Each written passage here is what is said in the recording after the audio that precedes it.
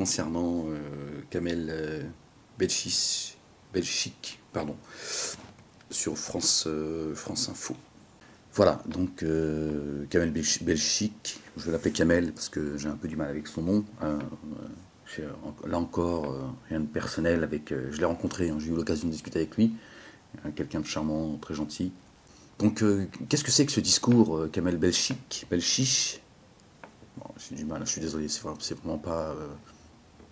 c'est quoi ce discours que tu relais comme Albert Ali, ce complexe d'infériorité, c'est vous en réalité qui rendez compliquées les choses. Des musulmans, un islam cochonou, c'est vous qui rendez les choses compliquées. Nous sommes français de confession musulmane. Point, barre, c'est tout. Voilà, voilà Kamel en réalité, ton discours, ce qu'il apporte. Il apporte la peur en réalité. Pour être acceptés. Et donc ils vont abandonner une part d'eux-mêmes, ils vont abandonner une part de leur identité pour faire ça. C'est pas forcément le plus grand nom. À quel code peuvent-ils prétendre si ce n'est au code de la France? Moi, comment vous êtes habillé, monsieur, à l'occidental, à la française? Si vous étiez arrivé en barnousse et en babouche jaune, je serais pas moins français. Mais je comprendrais parfaitement que vous nous parliez de code majoritaire et minoritaire, ou de code du dominant et du dominé. Mais à quel code pourriez-vous prétendre, vous qui êtes né, avez vécu, avez étudié en France, à quel code vestimentaire, alimentaire, de loisirs, de lecture, de culture, etc. vous pourriez prétendre? Je parle pas en termes de code. J'aimerais juste terminer sans me faire couper la parole toutes les 2 secondes. Donc, quand vous victimisez là aussi. Non, il n'y a pas de problème. Je ne vais pas la parole toutes les 2 secondes. Vous exagérez. Je vais juste terminer. Donc, c'est QFD. Donc, quand quelqu'un dit j'arrête la prière parce que je sens qu'on va me poser des problèmes au travail. Quand quelqu'un dit je vais manger du porc parce que dans mon milieu professionnel ça fait bien. Quand quelqu'un arrive à un cocktail professionnel et il refuse de boire du jus d'orange, il va plutôt boire de l'alcool parce que ça fait bien dans son code, il est bien en train de se dire j'intériorise le stigmate que les autres me portent pour être accepté en société. C'est ça la V plus blanc que le manque de personnalité, nous on le défend pas, fils de France. S'il y a des gens qui n'arrivent pas à exister en tant que musulmans dans l'espace public et qui se sentent obligés de boire de l'alcool, eh ben, je suis désolé, c'est dans des baltringues. Donc on est bien d'accord. C'est pas de l'islamophobie. Donc on est bien d'accord. Mais j'ai pas qualifié ça d'islamophobie.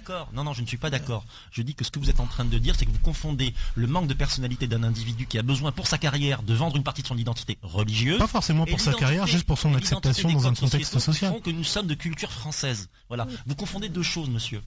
Alors, je dis pas que c'est que pour sa carrière, il a envie d'être accepté. Donc c'est pas juste dans le champ professionnel que ça s'exerce. Et votre participation. Alors, qu'est-ce que vous pensez de la lecture et de la question de Mohamed Kamel Belchik? Moi, je la trouve très pertinente. L'idée de ne pas se sentir appartenir ni au pays d'origine ni au pays dans lequel on habite ou l'on vit fait qu'on peut se retourner vers une spiritualité et la considérer comme son identité entière et absolue. Donc ça c'est vrai, il y a des cas de socialisation religieuse qui se passent de cette façon-là.